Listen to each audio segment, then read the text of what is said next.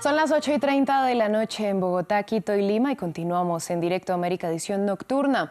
Seguimos comentándoles los principales hechos del día. Les agradecemos su sintonía y vamos con los titulares de esta jornada. La justicia de Guatemala suspendió la candidatura presidencial del empresario Carlos Pineda de cara a las elecciones del 25 de junio. El ahora exaspirante, que lideraba las encuestas, acusó a la Corte de Constitucionalidad de avalar el fraude electoral. Tenemos reporte. Luego de que el presidente de México pausara las relaciones económicas y diplomáticas con Perú, su homóloga peruana lo acusó de ignorante. El nuevo episodio se produce luego de que el Congreso de Perú declarara persona non grata al mandatario mexicano. Un nuevo ataque con misiles rusos sobre territorio ucraniano dejó 2 muertos en la localidad de Dnipro, al tiempo que una treintena de personas resultaron heridas. El bombardeo afectó a un hospital, hecho que el presidente Volodymyr Zelensky calificó como un nuevo crimen de guerra ruso.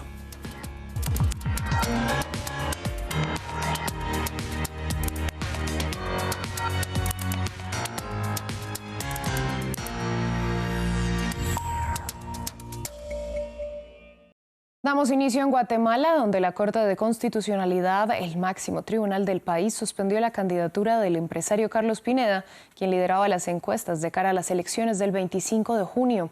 Se trata de una ratificación de la decisión de una Corte Menor que indicó que el partido Prosperidad Ciudadana, al que pertenece Pineda, incurrió en irregularidades en la proclamación de sus aspirantes. Previamente, Andrés Suárez Jaramillo, corresponsal de France 24, nos explicó cuáles fueron las irregularidades que, según la justicia, llevan a la suspensión de la candidatura de Pineda y cuáles han sido las principales reacciones. Para entender la anulación de la candidatura de Carlos Pineda, el candidato que lideraba las encuestas presidenciales aquí en Guatemala, que se había vuelto muy viral por cuenta de sus redes en TikTok, empresario de aeronaves, hay que remitirse al mes de noviembre de 2022, el mes del año pasado, en el que su partido, Prosperidad Ciudadana, debía realizar una asamblea en la cual se pudiera elegir a un comité ejecutivo de este partido para también proclamar la candidatura de este candidato. Sin embargo, ante el Tribunal Supremo Electoral, esa asamblea se estaba realizando en unas fechas extemporáneas y no podía entonces Carlos Pineda lograr esa candidatura, pero la Sala Quinta de lo Contencioso Administrativo falló a favor de celebrar esta asamblea. Se pudo realizar y luego vino una segunda impugnación por parte de uno de los miembros del interior del partido, quien dijo que se estaban imponiendo a la fuerza los candidatos presidenciales, pero el Tribunal Supremo Electoral no aceptó esa denuncia por considerarla extemporánea. Pero sí, meses después, aceptó la denuncia de un otro partido, el Partido Cambio, de la familia Valdizón, una familia política empresarial muy importante de Guatemala, que otroramente tuvo unas denuncias de lavado de dinero por parte de los Estados Unidos y con quien se tienen relaciones muy cuestionadas con Carlos Pineda, de manera que se puede llegar a hablar de una venganza electoral aquí en Guatemala. Aunque es un tema espinoso y hay que mirar con mucha lupa la candidatura de Carlos Pineda, organismos internacionales como Human Rights Watch denunciaron que se trata de una clara instrumentalización del Poder Judicial para garantizar un resultado electoral, y la Unión Europea dijo que ve con suma preocupación que en Guatemala se están expulsando arbitrariamente las candidaturas presidenciales, porque con la de Pineda ya van 3. Las tensiones entre México y Perú no se detienen. El presidente Andrés Manuel López Obrador dijo este viernes que su gobierno no quiere tener vínculos comerciales ni económicos con Perú, mientras su homóloga Dina Boluarte permanezca en el poder por considerarla una usurpadora de la presidencia. Esto ocurre luego de que ayer legisladores peruanos declararan a López Obrador persona non grata en el país. Ampliamos desde la capital mexicana con nuestro corresponsal Mario Carbonell. Mientras no haya normalidad democrática en Perú, no queremos relaciones económicas ni comerciales con ellos. Así lo dijo el presidente Andrés Manuel López Obrador en su conferencia de prensa en Palacio Nacional, esto un día después de que el Pleno del Congreso peruano lo declarara persona non grata. Al cuestionarle si esto significaba una ruptura, acotó que sencillamente todo quedaba en pausa. México es el tercer socio comercial de Perú en Latinoamérica después de Chile y Brasil. La nación andina es la segunda receptora de inversión extranjera directa mexicana en la región. Empresas como FEMSA, ICA, América Móvil, Grupo México son compañías mexicanas con presencia en Perú. Por otra parte, López Obrador reiteró que no va a entregar la presidencia pro tempore de la Alianza del Pacífico al gobierno de Dina Boluarte por considerarla una usurpadora. Dijo en cambio que está dispuesto a entregar la presidencia de este mecanismo a Chile, para lo cual enviará una carta al presidente Gabriel Boric.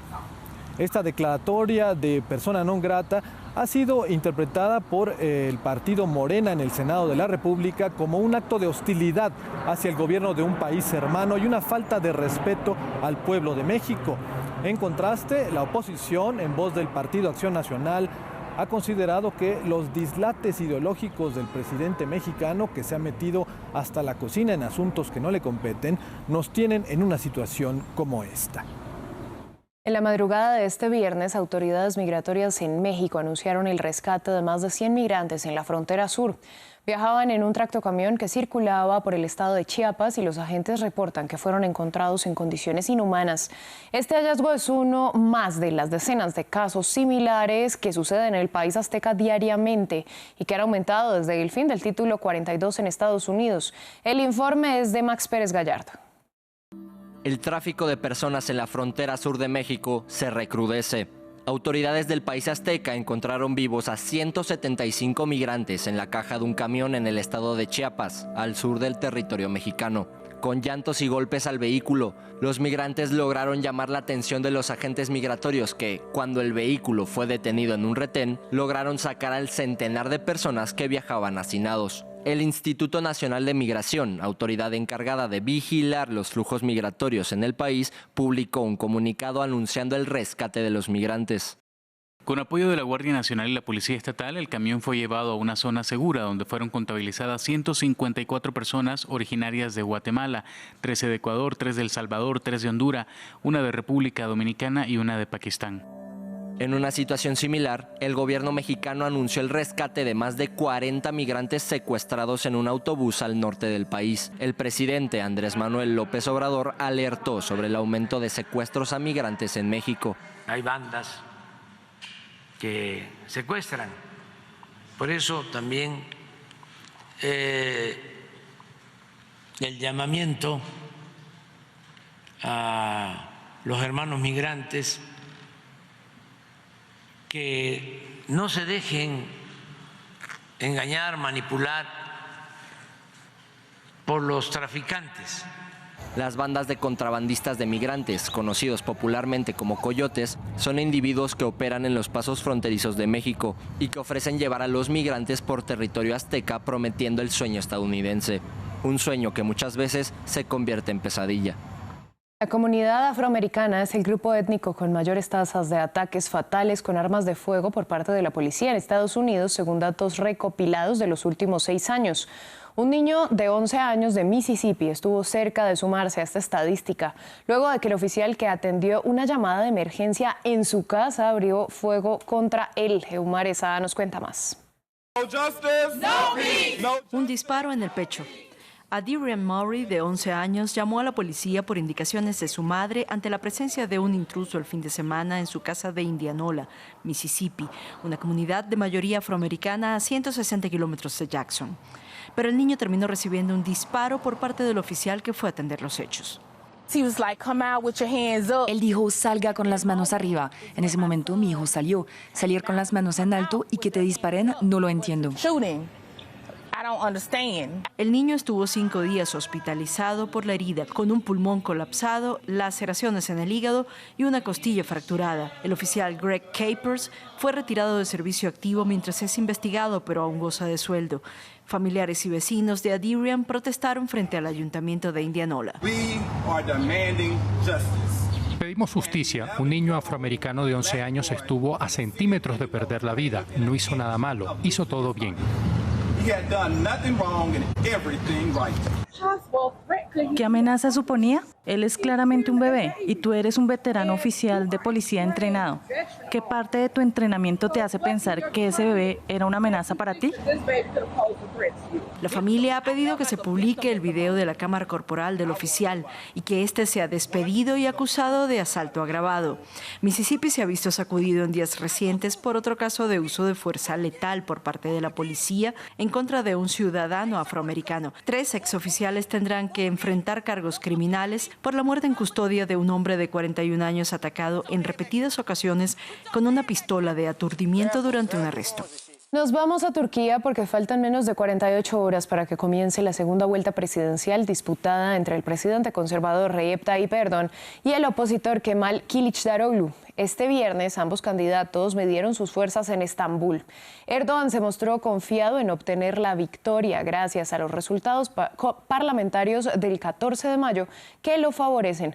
Por su parte, Kılıçdaroğlu basó su discurso en criticar el manejo económico que Erdoğan le ha dado al país, así como su carácter autoritario. El informe es de Samuel Salgado. Quedan pocas horas para que concluya la contienda electoral más agitada de los últimos 20 años en Turquía. El actual presidente Recep Tayyip Erdoğan aspira a la reelección. Su intención de volcar el sistema político turco al presidencialismo y su creciente islamismo han deteriorado la situación de derechos humanos en el país. La ventaja política que le dio el resultado de las elecciones parlamentarias fue usado por el mandatario para desafiar a su oponente. Señor Kemal Kılıçdaroğlu, ¿qué va a hacer si es elegido presidente? ¿Hay algo que pueda hacer después de no obtener el apoyo del Parlamento? Nuestra Alianza Popular tiene 323 legisladores en el Parlamento. ¿Cómo piensa apoyar los proyectos de ley? Erdoğan midió sus fuerzas en Estambul frente a una multitud de seguidores. El presidente también cuenta con el apoyo de Sinan Ogan, quien quedó de tercero en la primera vuelta el 14 de mayo y cuyos votos provienen de una base social de derechas y nacionalista. Misma base social que el segundo aspirante a la presidencia, Kemal Kılıçdaroğlu, ha tratado de persuadir con su discurso antimigrante. Este viernes, en un mitin también desde Estambul, Kılıçdaroğlu basó su campaña en la recuperación económica. La situación en la que se encuentra nuestro país en este momento no es buena. Turquía necesita salir de esto. Reemplazaremos un gobierno autoritario a través de medios democráticos. Con una inflación que alcanzó el 85% el año pasado, el poder adquisitivo es un tema decisivo en las urnas. En noticias de la guerra en Ucrania, un misil ruso impactó este viernes en un centro hospitalario en la localidad ucraniana de Dnipro, dejando 2 muertos y una treintena de heridos, al menos 3 en estado crítico. Las infraestructuras médicas ucranianas, de nuevo bajo las bombas rusas. Un misil del Kremlin impactó en una zona residencial en la ciudad de Dnipro, en el centro del país. Sus habitantes siguen conmocionados. Estaba en la cocina con mi marido lavando los platos y entonces oímos una fuerte explosión. Fui lanzada por el impacto de la explosión hacia un lado, hacia la pared. Por suerte la distancia era corta. Los rescatistas se esfuerzan por apagar las llamas de esta clínica de salud mental. Pero varios edificios aldeanos también se vieron afectados por la onda expansiva de la bomba. Esta es una zona residencial. Detrás hay instalaciones, parques infantiles, un estadio, escuelas. Aquí ni siquiera hay fábricas normales, ni ninguna necesidad de defensa. Es 100% una zona residencial. Este sería el 13º ataque ruso con drones bomba y misiles en lo que va de mes. El presidente Volodymyr Zelensky acusó a Rusia de cometer un crimen contra la humanidad. Es una pura atrocidad, un misil ruso balístico contra un hospital y una clínica veterinaria, criaturas absolutamente enfermas. Haremos todo lo posible, todo lo imposible para acelerar el suministro de más sistemas de defensa antiaérea de mayor calidad a Ucrania. Esto es literalmente una cuestión diaria de trabajo con los socios. Mientras tanto, el conflicto se siente a diario en las regiones rusas fronterizas. Esta semana, legionarios y voluntarios de origen rusos, contrarios al Kremlin, reivindicaron ataques contra Belgorod. Así llegamos al final de esta emisión de Directo América aquí en France 24. A ustedes les agradecemos su sintonía y los invitamos a continuar con nosotros, que ya llega Natalia Cabrera con toda la información del continente americano en Aquí América. Feliz noche para todos.